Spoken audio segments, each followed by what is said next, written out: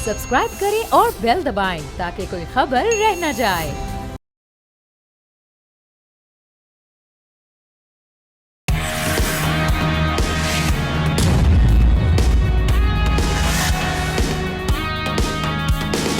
अस्सलामुअलैकुम, आप देख रहे हैं न्यूज़ पंच। मैं हूं आमना खटाना।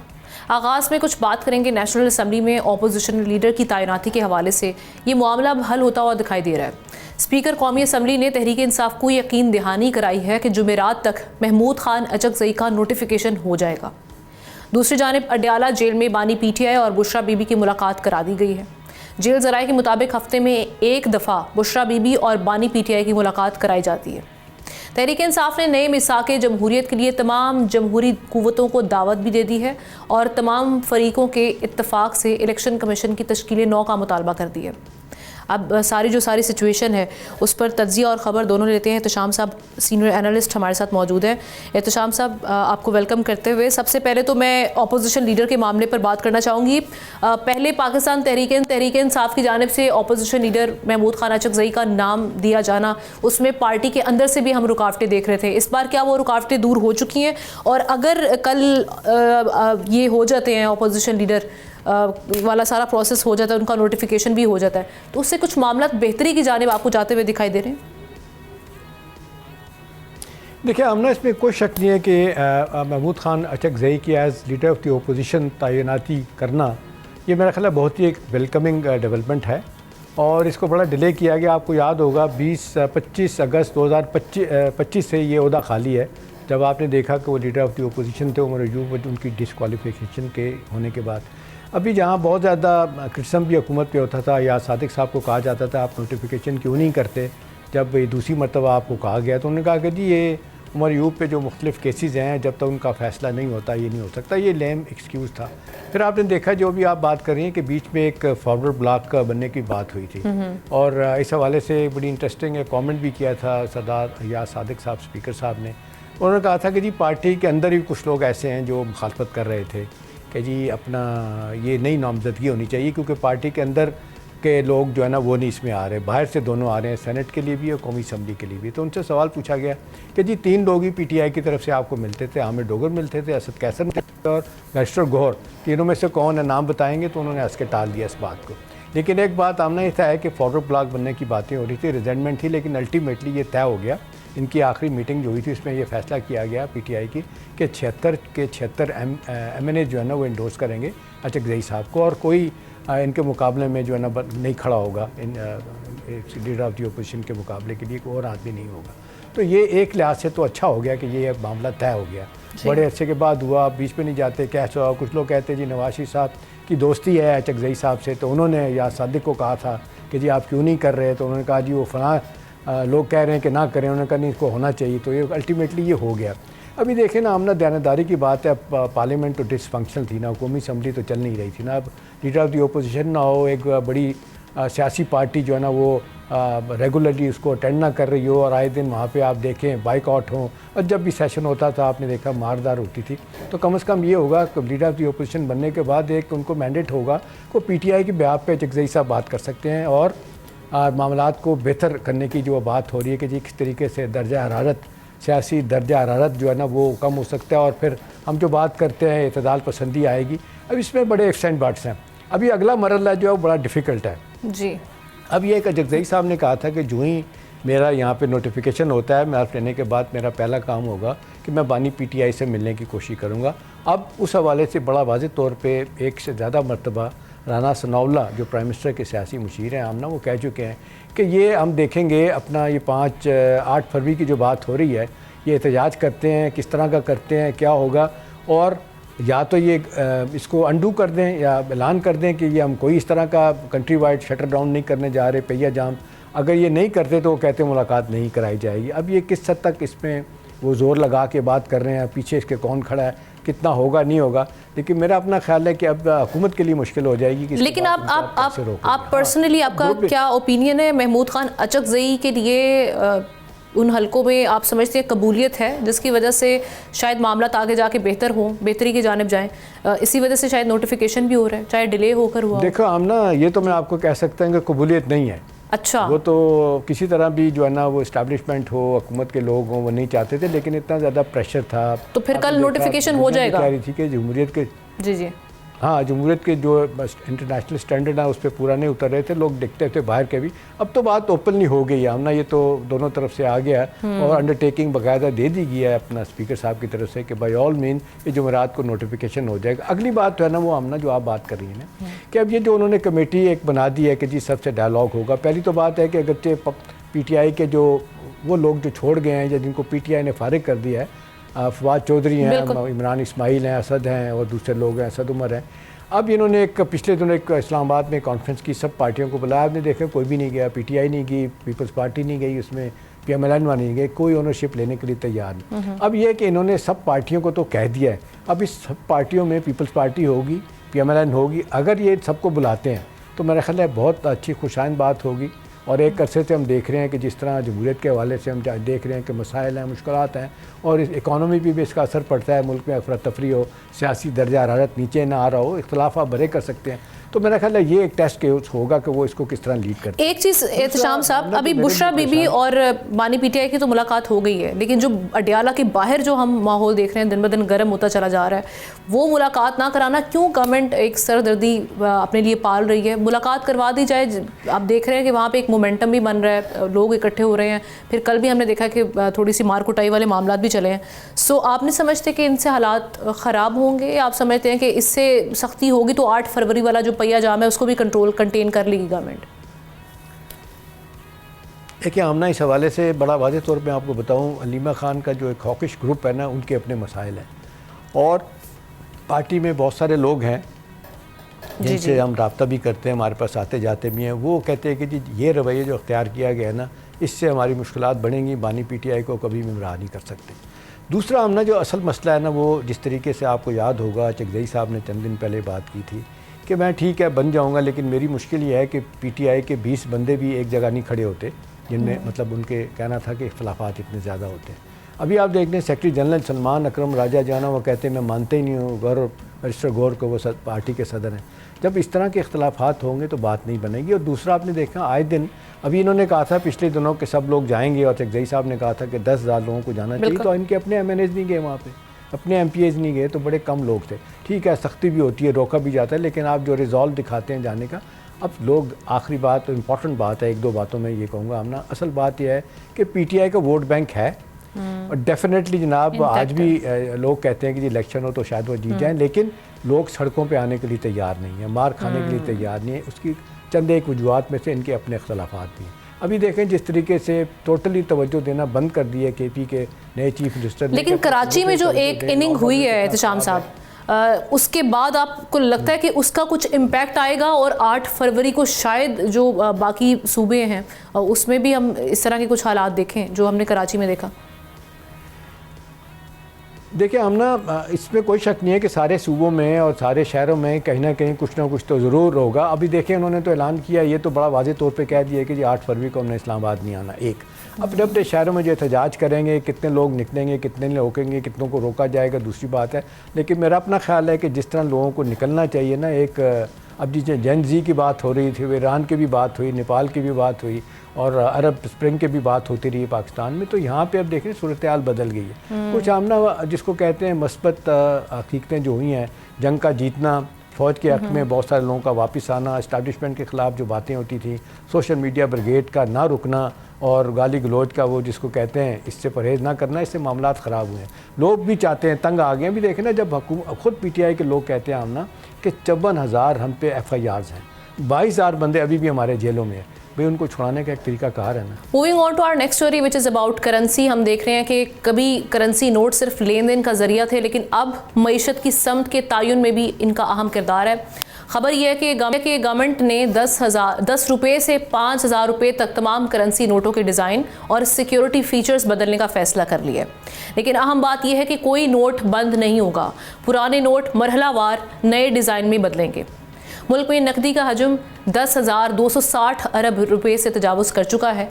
एक साल में 1,000 अरब का इजाफा हुआ। हुकूमत का मकसद कैशलेस इकॉनमी, गैर दस्तावेजी रकम और ज़ख़ीरा अंदोज़ी यानी होर्डिंग पर काबू पाना है। स्टेट बैंक तैयार है नाजरीन, काबीना की मंजूरी के बाद नए नोटों की प्रिंटिंग शुरू हो जाएगी।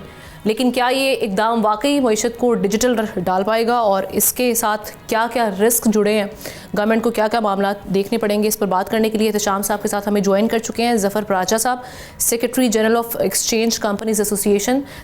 Thank you so much Zafar साहब। सबसे पहले तो गवर्नमेंट ने जो टारगेट सेट किया है कि एक तो कैश सर्कुलेशन होर्डिंग को कंट्रोल करना और साथ ही साथ कैशलेस ट्रांजैक्शंस की जानिब जाना, आप समझते हैं ग्रेजुअली जो नोट को हम देख रहे हैं कि जो करेंसी चेंज होगी उससे ये अचीव कर पाएंगे, और ऐसे कौन से ऑपरेशनल या टेक्निकल मामलात को देखना पड़ेगा कि उसके बाद हम कामयाबी से ये टारगेट्स अचीव कर सकेंगे?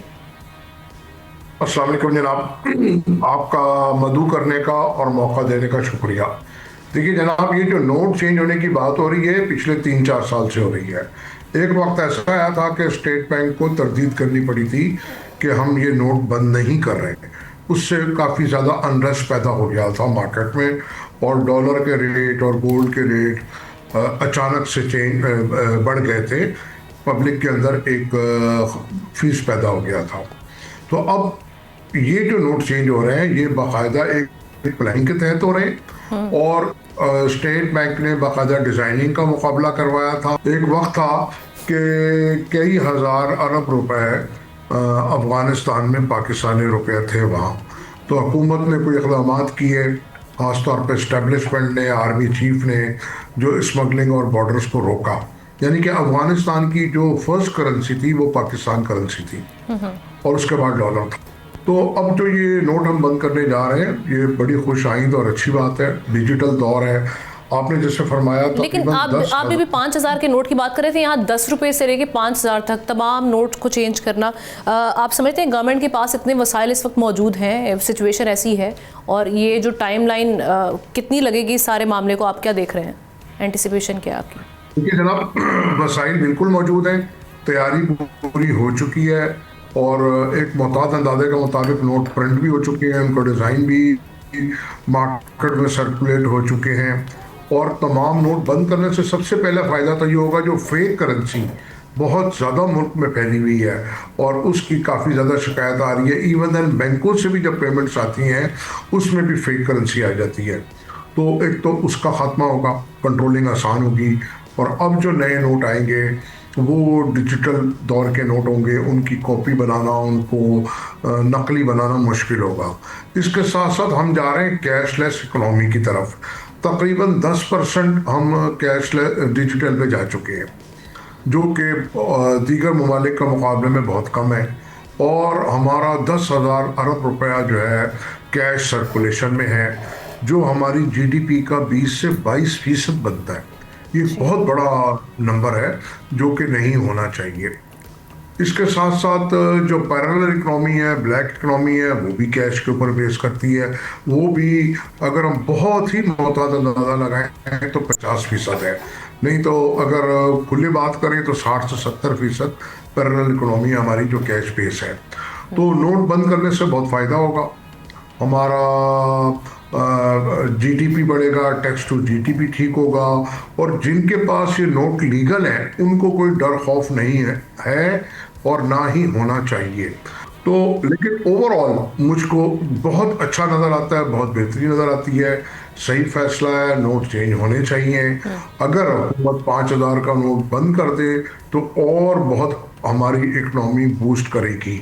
ख़ास तौर पे जो हमारे फाइलर हैं जो इस वक्त 60 लाख हैं, जिसमें जो ज़्यादा तादाद जो है वो सैलरीड क्लास की है, तो वो तो मजबूर हैं, उनको एट सोर्स हट के मिलता है। अच्छा, इन 60 लाख में 20 लाख लोग वो हैं जिन्होंने मिल के रिटर्न भरी है। उस चीज़ से बचने के लिए, ज़्यादा टैक्स कटने से बचने के लिए, या प्रॉपर्टी और कार में ख़रीदने के लिए, तो हमको ये देखना है कि जो लोग अभी भी टैक्स नेट से बाहर हैं, जिनका लाइफस्टाइल बहुत ज़्यादा हाई है, और उनको भी हमको इसके अंदर लाना पड़ेगा। लेकिन ये नहीं करना पड़ेगा कि जो ऑलरेडी टैक्स पेयर है उसी को ऊपर टैक्स लगाया जाए, क्योंकि इस वक्त हुकूमत की जो पॉलिसीज़ हैं उसमें ओवर रेगुलेशन का ज़्यादा अमल दखल है और इनडायरेक्ट टैक्सेस का ज़्यादा अमल दखल है। तो टैक्स बेस बढ़ाने वाली बात है, टैक्स रेट कम करने वाली बात है, ताकि मैक्सिमम लोग सिस्टम में आए ठीक। और हमारा जो जीडीपी है वो बेहतर हो और हमारी एम्प्लॉयमेंट बेहतर हो, हमारी लार्ज स्केल मैन्युफैक्चरिंग बेहतर हो। वैसे तो हमारे फाइनेंशियल क्रेडेंशियल्स अच्छे हैं, रेमिटेंस जो है वो एक्सपोर्ट जो कम होने का बोझ है वो उठाई हुई है ओवरसी पाकिस्तानी, और आगे भी लगता है कि रेमिटेंस बढ़ेगी। लेकिन हमको ये भी देखना होगा कि हमारी जो कारोबारी लोग हैं या जो मल्टीनेशनल हैं जो बंद करके जा रहे हैं, उनको भी हमको रोकना होगा और मज़ीद बाहर से फॉरेन डायरेक्ट इन्वेस्टमेंट लानी होगी, जिसके अंदर अभी हम फेल है। तो मेरा कहना यह है कि करेंसी चेंज करना अच्छी बात है, अच्छा एकदम आप समझते जा रहे हैं। हम इंडिया की तरह अचानक से बंद नहीं कर रहे कि जो उससे मुल्क में अनरेस्ट पैदा हो। हमने पहले से बता दिया है मिनिमम 1-1.5 साल से कि भाई हम नोट चेंज करने जा रहे हैं, ये डिजाइनिंग हो रही है और डिजाइनिंग का। लेकिन क्या इस बार अब हो जाएंगे, क्योंकि खबरें तो यही है कि डिजाइन हो चुके हुए हैं, बस वफाकी काबीना से इसकी मंजूरी बाकी है। ब्रेक की जाने बढ़ते हैं, फिर एहतशाम साहब का इस पर टेक लेंगे।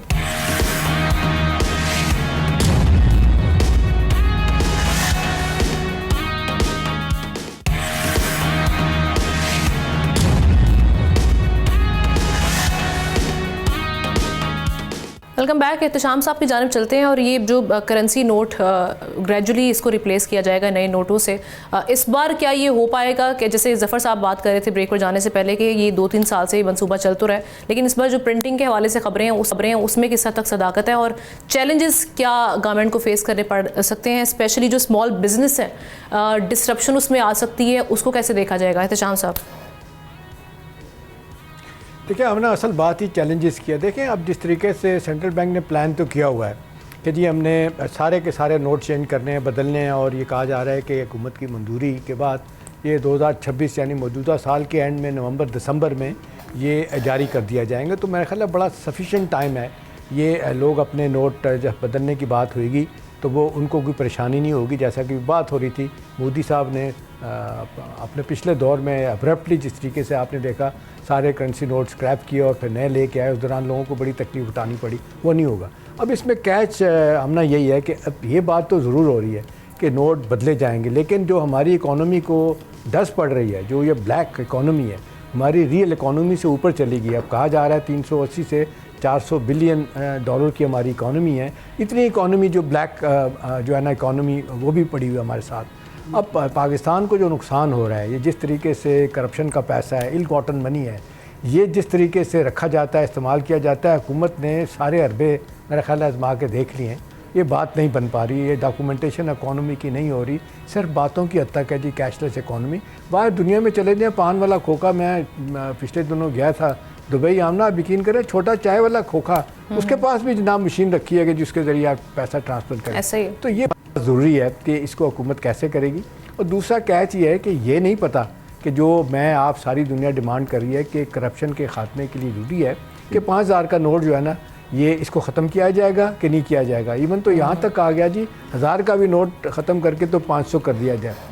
कुछ दिक्कतें तो होंगी डेफिनेटली ट्रांसफ़र पैसा करने में, राइट लेफ्ट करने में, लेकिन एक बात है, रिश्वत का बाज़ार आप भी देखती हैं, मैं भी देखता हूँ, अब इतना ओपन हो गया है कि वो कहते हैं आसानी है कि जनाब आपने किसी बंदे को 5-10 लाख 15 लाख का अपने रिश्वत देनी है तो आपने 2 पॉकेट में जाके पैसा दे देंगे तो बात बन जाएगी। अगर आप 10,000 के 10 रुपये वाले नोट लेके 500 के नोट लेके अगर आप जाएंगे तो आपको बाकायदा इतने पैसों की बोरी भरनी पड़ेगी। ये एक मसला होगा। दूसरा हमने जो चैलेंज है, मेरी नज़र में बड़ा चैलेंज ये है कि ये काउंटरफीट जो जाली करेंसी है, इसको कैसे रोका जाए। अब मसला ये है कि जब से हम देख रहे हैं कोल्ड वार के ख़ात्मे के बाद अब सूरत हाल जिस तरफ जा रही है, एक दूसरे कोल्ड वार का दोबारा शुरू होने के बाद अब जो लड़ाई झगड़े दुनिया में जितना कॉन्फ्रंटेशन बढ़ रही है, एक दूसरे मुल्कों में जाली करेंसी जो ना बना के फेंकी जाती है। इंडिया इस मसले में बहुत आगे है। इसको हुकूमत कैसे दूर करेगी, कितने अच्छे प्रिंटिंग नोट करके लेके आएगी और वो काउंटरफीट लोग निकालने में कामयाब नहीं होंगे। मैं आपको इस बार एक तो प्लास्टिक नोट भी रखा जाएगा। ये अफगान वार हम जी हाँ, पहली अफगान वार जब पीक पे थी ना, तो अमेरिकन ने इतना पैसा दिया था अफगानियों को और बाकी लोगों को, एक ज़माना है वो थक गए पैसा खर्च करते डॉलर। उन्होंने फिर क्या किया, ये मुझे किस्सा सुनाया था अकरम ज़की साहब मरूम, ये सेक्रेटरी जनरल थे फॉरेन ऑफिस के। उन्होंने कहा कि अमेरिकन ने इसको कहते हैं ना ढूंढा, अयूब आफरीदी टॉप के स्मगलर पाकिस्तान के रहे हैं, उन्होंने अमेरिकन ने इलाका गैर में एक बाकायदा मशीन फैक्ट्री लगा के दी नोट कैसे छापने हैं। वो धड़ाधड़ नोट उन्होंने छापे और वही पैसा जो है ना वो नोट जो है ना वो इस्तेमाल करते थे अमेरिकन। फिर वो नोट इतने असली थे, वो कहा जाता था कि अमेरिकन की अपने जो नोट हैं उनसे ज़्यादा वो अच्छे और नज़र आते थे, साफ़, और ये कि जी उनसे बेहतर है। लेकिन फिर जब अफगान वार ख़त्म होगी तो अमेरिकन ने उसको कहा अयूब आफरीदी को कि यार तुम फैक्ट्री मशीन बंद कर दो। उसने कहा जी मैं नहीं बंद करता। फिर बाकायदा अमेरिकन ने एक बड़ी लंबी अपने नोटों की सीरीज़ डिनोमिनेट की थी, उसको तब्दील किया था, फिर जाके उस स्मगलिंग ख़त्म हुई थी। अब ये कि प्रिंटिंग बंद हुई थी। अब ये हमारे ख़िलाफ़ बहुत कुछ अमेरिकन कर रहे हैं, माज़रत के साथ कुछ और भी इंडियंस भी हैं। वो जिस तरीके से अब 10 लाख की 10 ट्रिलियन रुपीज़ की जो करेंसी इस वक्त मार्केट में है उसमें कितने नोट जाली हैं कितने नहीं हैं, ये पता लगाना बड़ा मुश्किल है, बड़ा बारीकी से इसका पता चलता है। चलें ये तो अच्छा एफर्ट है। दूसरी बात है अगर 10,000 5,000 के नोट ख़त्म नहीं होते तो मेरा ख्याल है ये मुश्किल आएगी। दूसरा है कि डॉक्यूमेंटेशन किस तरीके से होगी। मेरा अपना ख्याल है आमना कि इसमें हुकूमत की तरफ से रुकावट डाली जाएगी। अब ये अगर काम हो जाता है एफबीआर के लोग भी रजिस्ट करेंगे। मेरा ख्याल है स्टेट बैंक ने तो ये प्रेपरेटरी वर्क तो मुकम्मल कर लिया है। मुझे नहीं लगता इतनी आसानी के साथ सारा काम होगा और रेजिस्टेंस जो आएगी, लेकिन रेजिस्टेंस अगर इंटेंट इनकी है तो फिर तो एहतशाम साहब हो जाएगा। अब 1-2 साल से बात तो चल रही है। आपको लग रहा है इस वक्त इस्लामाबाद के हलकों में क्या खबरें हैं कि इस पे जो बाकी स्टेक होल्डर्स हैं वो रेडी हैं? खबरें हैं ना, वो जो प्रेशर ग्रुप है ना, अभी मुझे ये कहने में कोई आर नहीं है, पॉलिटिकल लोगों को जो पैसा दिया जाता है इलेक्शन के दिनों में, अदरवाइज जो लोग खामोशी से आप देखते हैं पैसा देते हैं सियासी जमातों को, सबको पता है गॉटन मनी होता है और वो फिर इस तरीके से इस पैसे को देने के बाद हुकूमतों से वो वसूल करते हैं मुख्तलिफ प्रोजेक्ट लेने में, और जिस तरीके से वो ब्लैक मनी जो है ना वो इस्तेमाल होता है, राइट लेफ्ट जाता है, और हुकूमत को जानते हुए भी हुकूमत जो है ना उसको कुछ नहीं कर सकती। स्टेट बैंक नहीं कुछ कर सकता, हमारे अदारे नहीं कुछ कर सकते।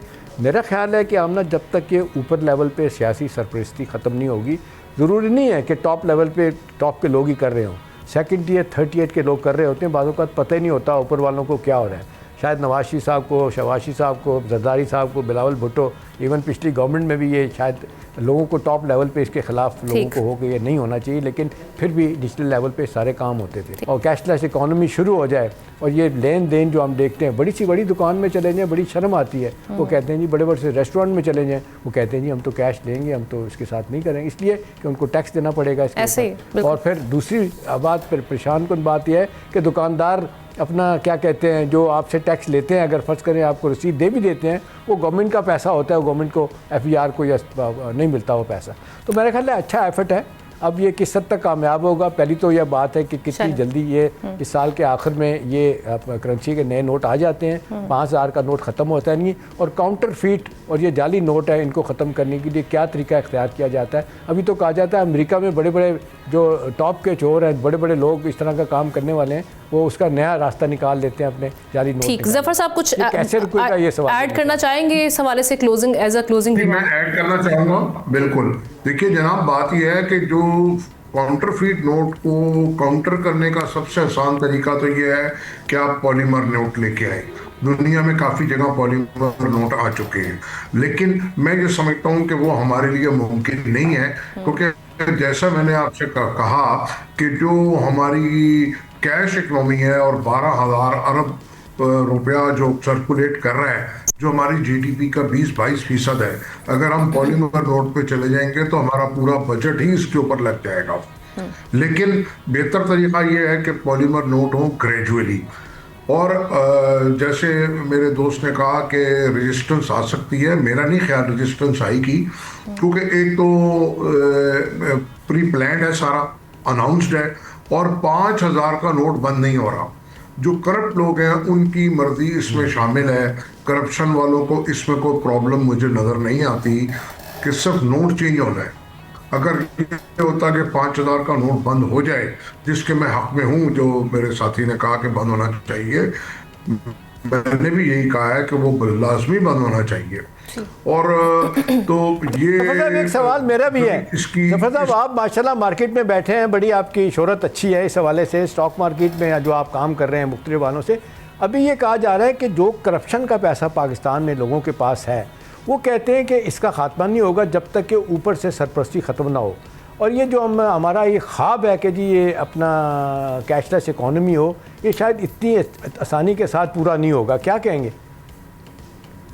देखिए, आपका कहना बिल्कुल ठीक है। मैं ये समझता हूँ पाकिस्तान का इस वक्त सबसे बड़ा मसला करप्शन है, जो नीचे से ऊपर तक सरैयत कर गया है और करप्शन के बगैर कोई काम नहीं होता। और उसके साथ साथ जो ओवर रेगुलेशन है, कवानीन जो बना दिए गए हैं बेतहाशा, यानी कि अगर आप उसको पैसे नहीं देंगे तो वो आपको एक मकड़ी के जाल में फंसा देता है, वो जो ऑफिसर बैठा हुआ है। और अगर आप पैसे दे देंगे तो वो सारे के सारे आप उस मकड़ी के जाल से आसानी से निकल जाएंगे। आम तौर पे जब आप एक कारोबार करते हैं तो 30 से 35 महकमे, इंडस्ट्री चलाते हैं तो 40 से 45 महकमे हैं।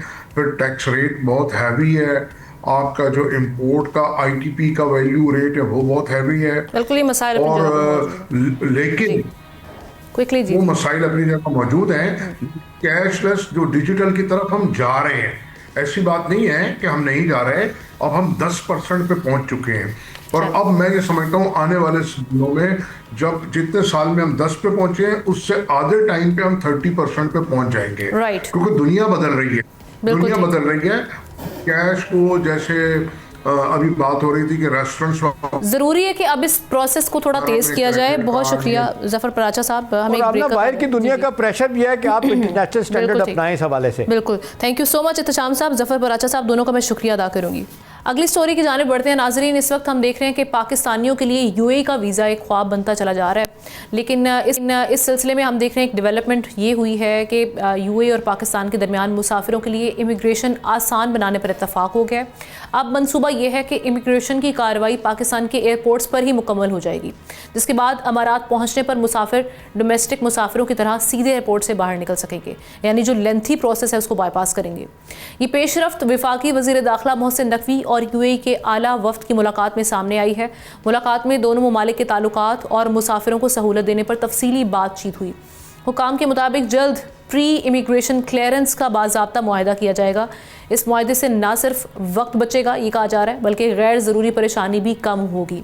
ख़ास तौर पर वो पाकिस्तानी जो रोज़गार या सयाहत के लिए अमारात जाते हैं बराह रास्त फ़ायदा उठा पाएंगे। ये इकदाम दोनों ममालिक के एतमाद और ताउन की एक और मिसाल बन सकता है, लेकिन इसमें क्या मुश्किलात पेश आ सकती हैं, इनका नैरेटिव है कि जी इससे इस एग्रीमेंट से बहुत सारी चीज़ें ठीक होंगी, लेकिन अब चैलेंजेस क्या होंगे, इस पर बात करने के लिए अदनान पराचा साहब, farmer vice chairman Pakistan overseas employment promoters, हमें ज्वाइन कर चुके हैं। आपको वेलकम करते हैं प्रोग्राम में। अदनान साहब, ये पाकिस्तानियों के लिए गुड न्यूज़ है या आप समझ रहे हैं कि जो लेंथी प्रोसेस हमें यूएई पहुंचने पर उससे तो हम बाईपास कर लेंगे, लेकिन पाकिस्तान में मुश्किलात ना कहीं खड़ी हो जाए? आप क्या समझते हैं? देखिए, जहाँ तक आपने बात की लेंथी प्रोसेस की, तो पहले तो लेंथी प्रोसेस जो विजिट वीज़ा लेने वाले हैं, जो एम्प्लॉयमेंट वीज़ा लेने वाले हैं, उस लेंथी प्रोसेस को तो कम कराएं पहले। 2 साल से हमारे एम्प्लॉयमेंट वीज़ा बंद पड़े हैं, हमारे हमसाय ममालिक उससे फ़ायदा उठा रहे हैं। हमारे एम्प्लॉयमेंट वीज़ा की रेशो जो है हमारी जो 2.25 लाख थी वो 50-60 हज़ार पे आ गई है। 50-60 हज़ार भी जो कि वहाँ पे जाके कंपनी फॉर्मेशन कर रहे हैं। हमारी जो वर्क फोर्स है, यूथ है, उसको इस टाइम पे जॉब की अपॉर्चुनिटी नहीं मिल पा रही थी। इस मौके पे गवर्नमेंट ऑफ पाकिस्तान का भी इनिशिएटिव अच्छा तो है, लेकिन मैं बारहा दरख्वास्त कर चुका हूँ कि पहले हमारे जो एम्प्लॉयमेंट वीज़ा है, जिससे हमें रेमिटेंसेज आनी है, जिससे हमारा फिस्कल डेफिसिट का गैप कवर होना है, उन वीज़ा को तो खुलवा सकें। 2 साल से वो वीज़ा छोड़ के आपने अगर किसी काम के सिलसिले में 2-4 दिन के लिए भी दुबई यूएई जाना हो तो आपके लिए बड़ी मुश्किलात हैं। आपको कितनी देर तो रिस्पांस नहीं आता, और अगर रिस्पांस आए भी तो वो हम देख रहे हैं नेगेटिव में आ रहा है। मैं खुद इसकी एक मुश्किलात इस तरह की फेस कर चुकी हूँ। जी, तकरीबन हर कोई ये मुश्किलात फेस कर रहा है। यही तो 12 दरख्वास्त की जा रही है गवर्नमेंट ऑफ पाकिस्तान से कि जो हमारे जाने वाले लोग हैं, जो कि इतनी स्क्रूटनी होने के बाद जो इस टाइम पे वहाँ पे जाएंगे, जिनका वीज़ा का जो इस टाइम पे हासिल करना है वो 2-2, 3-3 हफ्तों में हासिल हो रहा है वीज़ा। तो अब बात यह है कि हम टूरिस्ट वीज़े की तरफ से तो हम फोकस कर रहे हैं, एम्प्लॉयमेंट वीज़ा तो ऑलरेडी महीने से 1.5 महीने का प्रोसेस, वहाँ की police character certificate, documentation, protect, सारी चीज़ें होने के बाद यहाँ से वर्क हो जाती है। जब 1.5 महीना हमारी यूथ जो है वो सब्र कर सकती है, तो वो आधे घंटे की 1 घंटे की क्यों मेरी खड़ी हो सकती है? ऐसी कोई बात नहीं है। टूरिस्ट वीज़ा के लिए ठीक है, अच्छी चीज़ है कि यहीं से ये अमल पूरा हो जाएगा। लेकिन दरख्वास्त मेरी करनी ये है कि ऑनरेबल प्राइम मिनिस्टर साहब से और हमारे फील्ड मार्शल साहब से दरख्वास्त है कि इस टाइम पे गवर्नमेंट से बात करके हमारी जो एम्प्लॉयमेंट वीज़ा है, जिसमें हम कम से कम 1 लाख से 1.25 लाख हमारी वर्कफोर्स जो है वो अफेक्ट हो रही है पर एनम, और इसका 2 साल से जायद हो गए, उनके लिए तो सूरत हाल भी गवर्नमेंट के साथ बात करके उन वीज़ा को खुलवाएं। मुख्तसरन ये जो अब ये प्री इमिग्रेशन क्लियरेंस एग्रीमेंट है, इससे आप समझते हैं इस सिचुएशन में कोई फ़र्क नहीं पड़ेगा, डायरेक्टली इनडायरेक्टली के वीज़ाज अराइवल जो हैं वो आसानी हो जाए, थोड़ी सी वीज़ा आना शुरू हो जाए? जी जी देखिए ये कराची एयरपोर्ट से स्टार्ट होगा और उसके बाद तमाम एयरपोर्ट के ऊपर एप्लीकेबल भी हो जाएगा। उससे ये कि जो हमारी जो लंबी क्यूज के अंदर जो खड़े होते थे जो एयरपोर्ट पे, जिसमें आधा घंटा से 1 घंटा लगता है, वो हमारा सेव हो सकेगा। और लेकिन ये है कि वहाँ पे डिसिप्लिन और मैनर्स और वो उधर सिस्टम ऐसा है, यानी वीज़ाज की रेशो बेहतर नहीं होगी उससे, वीज़ाज की रेशो बेहतर जी वीजा की रेशो मिस कैसे बेहतर होगी जब हम 2 साल से हम एम्प्लॉयमेंट वीजा अपना ओपन नहीं करा पा रहे। हमारे विजिट वीजा के ऊपर ये है कि पहले हम जो वीजा 1 दिन में लेते थे वो 2-2 हफ्ते लग रहे हैं, और उसके अंदर एक बैरियर आ गया है, आपका इंडिविजुअल आपका बिजनेस कम्युनिटी नहीं जा पा रहा। शॉर्टली इस पे कमेंट कीजिएगा, ये बेगर्स वाला इशू था या कुछ वो पॉलिटिकल एक्टिविटी को लेकर ये जो मामला थे ये वही प्रोलॉन्ग होते चले जा रहे हैं, या अब कोई और मसाइल हैं जिनकी वजह से वीज़ाज के लिए मुश्किलात फेस करना पड़ी है पाकिस्तानियों को? जी ये वही सूरत हाल है कि वही हमारी चीज़ चल रही है। देखिए बेगर्स तो इस टाइम पे सऊदी अरेबिया में भी हमारे काफ़ी तादाद में पाकिस्तानी पकड़े गए हैं जो कि उम्रा वीज़ा पे जाते हैं। होता बाहर के ममालिक पे विजिट वीज़ा से कुछ लोग जो करते हैं उसका इफेक्ट हमारी एम्प्लॉयमेंट वीज़ा पे आ जाता है, और एम्प्लॉयमेंट वीज़ा के ऊपर और सख्ती कर दी जाती है। ओवरसीज का बिजनेस इस टाइम पे कोलैप्स कर जाएगा अगर इसकी तरफ government of Pakistan seriously action नहीं लेगी और उन ममालिक के साथ बात नहीं करेगी, क्योंकि सब चीज़ों का गुस्सा और नजला जो है हमारी ओवरसीज एम्प्लॉयमेंट पे और हमारी यूथ पे पड़ रहा है। तो मैं 12 दरख्वास्त करूंगा कि इस टाइम पे जो बैगर्स वाले केसेस पे वो तो ऑलमोस्ट 90-95% खत्म हो चुके हैं, क्योंकि गुज़िश्ता 2 साल में जो जितनी ज़्यादा सख्ती होनी थी हमारी यूएई वाली साइड पे वो हो चुकी है।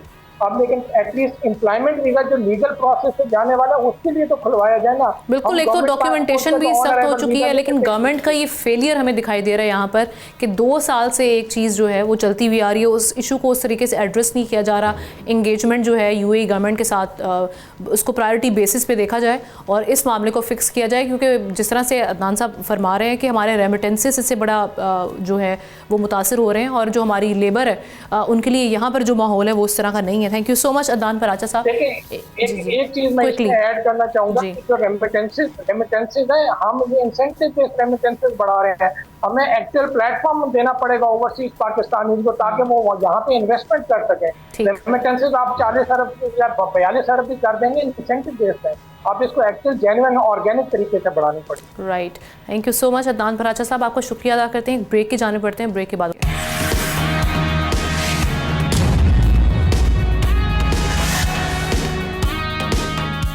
वेलकम बैक नाज़रीन। एक अहम मामले की जानिब बढ़ते हैं। वज़ीर आला पंजाब मरीम नवाज़ ने हस्पताल अमले के रवैये, गफलत और लापरवाही के बारे में शिकायत के बाद doctors, nurses, ward boys, security guards और फार्मेसी अमले के लिए बॉडी कैम लाजमी करार देने का ऐलान किया, जिस पर तिब्बी हलकों में तशवीश की लहर दौड़ गई है।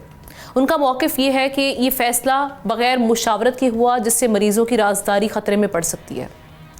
इसके अलावा हमने देखा कि इंडिया, इंग्लैंड, ऑस्ट्रेलिया, अमेरिका समेत चंद और ममालिक मेडिकल प्रोफेशनल्स और हस्पताल अमले के लिए बॉडी कैम का इस्तेमाल तजुर्बाती तौर पर कर रहे हैं, मगर पाकिस्तान में बराह रास्त नफाज हो रहा है, जिस पर तिब्बी अमला परेशानी का शिकार है। अब क्या बॉडी कैमरे इस्लाह बनेंगे या एतमाद का रिश्ता मज़ीद कमज़ोर होगा? क्या मसाइल पैदा हो सकते हैं और साथ ही साथ कंसर्न्स क्या हैं? इस पर बात करने के लिए डॉक्टर शुएब खान नियाजी साहब हमें ज्वाइन कर चुके हैं, president young doctors association. Thank you so much for your time doctor साहब। ये कहिएगा कि आपकी जो फ्रेटर्निटी है वहाँ से बेसिकली जो कंसर्न्स रेज हो रहे हैं, पहले तो वो सामने रखिएगा, और आप क्या समझते हैं कि पंजाब गवर्नमेंट को ऐसी क्या ज़रूरत पेश आ गई कि इस वक्त टेस्ट भी नहीं किया गया और फौरी तौर पर इसका हम देख रहे नफाज कर दिया गया? बिस्मिल्लाहिर्रहमानिर्रहीम। Thank you madam for this important topic. सबसे पहली बात ये है कि as a president young doctors association Punjab हम गवर्नमेंट की इस तजर्बाती पॉलिसी को बिल्कुल रिजेक्ट करते हैं जो कि रातों रात इम्प्लीमेंट की जाती है without any custodian meeting, without any stakeholder meeting, और ना इस पे डॉक्टर्स को इत्माद में लिया गया, ना नर्सिस को, ना पैरामेडिक्स को, ना किसी भी तिबी अमले को आपने इत्माद में नहीं लिया, ना उनके साथ कोई ऐसी मीटिंग्स कंडक्ट हुई, और ना आपने अपने कंसर्न शो किए कि किस वजह से आप ये सब कुछ करना चाह रहे हैं। आपका सारा मॉनिटरिंग निज़ाम अगर फ़ेल हो चुका है हॉस्पिटल्स के अंदर, ठीक है, और आप प्राइमरी सेकेंडरी की लेवल पे आप हॉस्पिटल को पहले ही प्राइवेटाइज़ कर रहे हैं। अब सबसे पहली बात यह है कि दुनिया के किसी भी तरक्की याफ्ता ममालिक में अभी तक इसको इम्प्लीमेंट नहीं किया गया। ये पाकिस्तान के अंदर एक ऐसा जो कि हमेशा ही आपको पता है कि पॉलिटिशियंस की ब्यूरोक्रेसी की प्रैक्टिकल माजगा रहा है। यहाँ पर तमाम फ़ैसले ऊपर से नीचे तक मुसल्लत किए जाते हैं और ना किसी भी लेवल पे जो जमहूरी तरीक़ाकार है वो कभी नहीं अपनाया गया। जिससे बड़ा नुकसान ये होता है कि जो एंड यूज़र है, जो कि पेशेंट है, जिसकी प्राइवेसी डायरेक्टली डिस्टर्ब होगी, जो फीमेल्स हैं, जो लेबर रूम के अंदर होती हैं, ऑपरेशन थिएटर के अंदर होती हैं, अल्ट्रासाउंड रूम के अंदर होती हैं, वो they are expose and when the body cams are there, आप तो जैसे आप बात करें जो पेशेंट्स हैं या फिर जो तिब्बी अमला है, स्टाफ है, उन्होंने क्या अपने ऑब्जेक्शन रेज नहीं किए इस सिलसिले में, प्रोटेस्ट अपना रिकॉर्ड नहीं करवाया, उसके बावजूद क्या ये सारे मामला चल रहे हैं?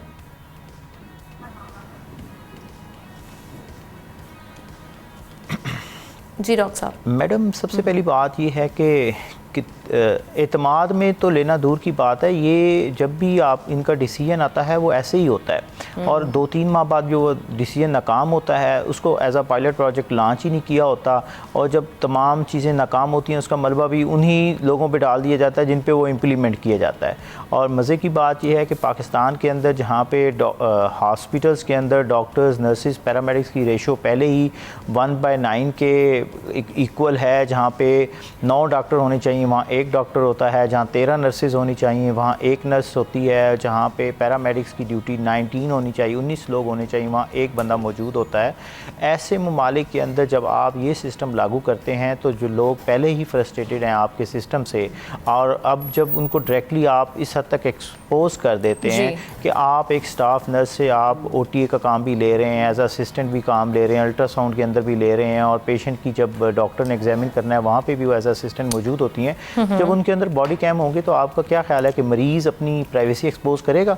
वो तो वहाँ पे एक नया, तो ऐसे कौन से ऑल्टरनेटिव आप मेजर्स जो हैं वो गवर्नमेंट को सजेस्ट करते हैं अगर कंसल्ट अब किया जाता है? ऑल्दो कि अभी मामला हम देख रहे हैं कि इम्प्लीमेंट हो चुके हैं, लेकिन ऑब्वियसली आप लोगों की जानिब से कोई ना कोई प्लान ऑफ एक्शन होगा, कोशिश की जाएगी अपना मौके रखने की। मुझे ये नहीं समझ आती कि इसकी ज़रूरत क्या आन पड़ी थी जो कि रातों रात ये किया गया है। गवर्नमेंट ये कह रही है कि हमने नेग्लिजेंस को और जो पेशेंट्स हैं उनके हवाले से जो अब्यूज़ के वाक़यात सामने आ रहे थे उनको स्टॉप करने के लिए इस वजह से ये मामला रखे, ये स्टेप्स लेने उसके लिए बॉडी कैम लगाना ज़रूरी हो गया था। कि आप समझते हैं क्या मतलब है कि एज अ न्यूट्रल पर्सन कोई ये बात समझ सकता है कि बॉडी कैम लगाने से ये सारी चीज़ें बंद हो जाएंगी, और बॉडी कैम की बजाय आपके जो CCTV कैमरास लगे होते हैं, आपका एक monitoring deputy medical superintendent, additional medical, MS, ये हजरात क्या करेंगे? ये कोई रोबोटिक सिस्टम थोड़ी चल रहा है कि आप बॉडी कैम लगा देंगे और लेकिन ऑल्टरनेटिव तो कोई होगा।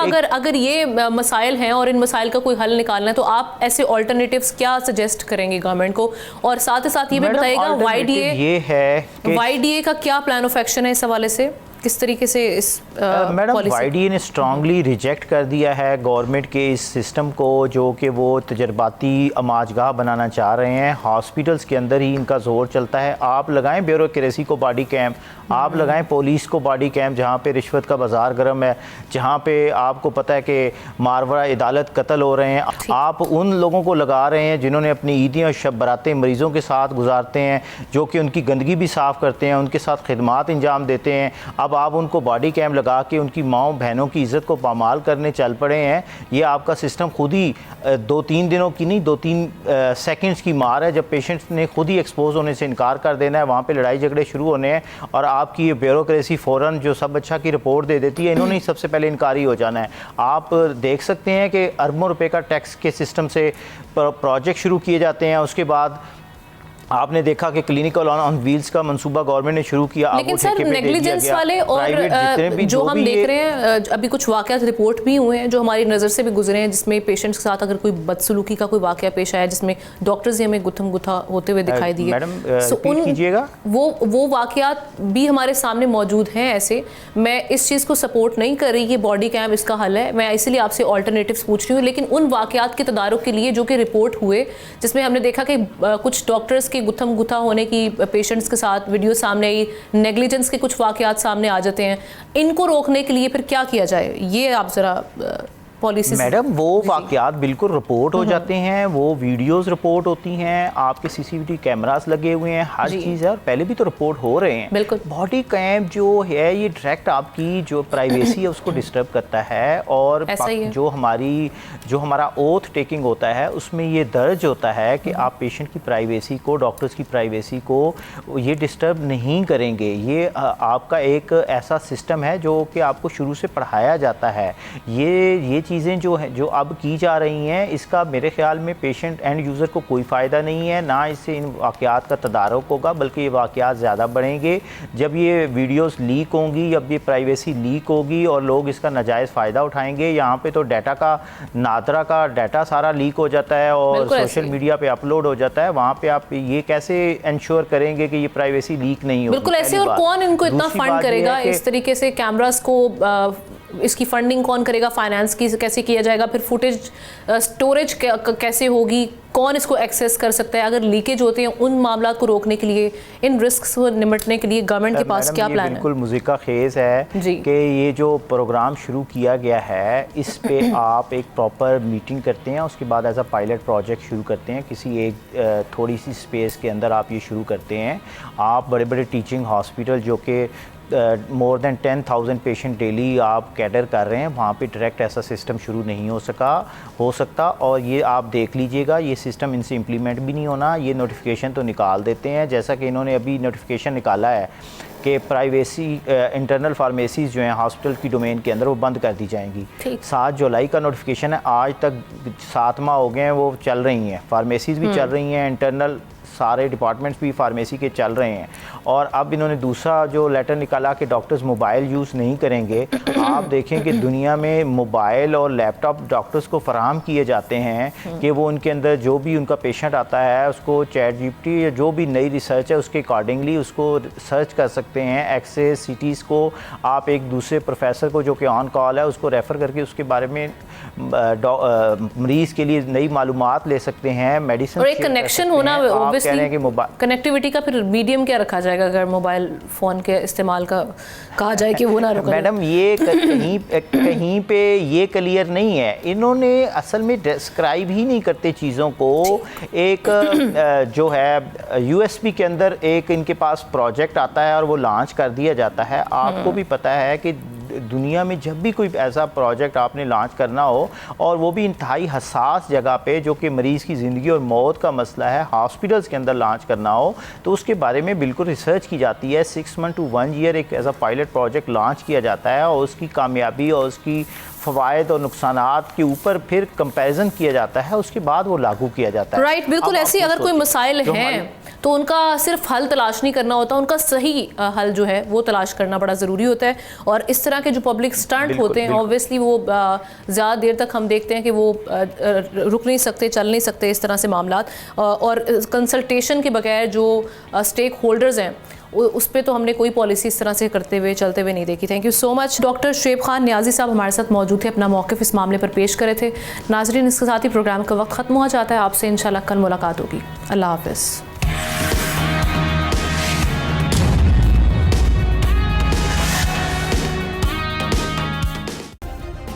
सब्सक्राइब करें और बेल दबाएं ताकि कोई खबर रह न जाए।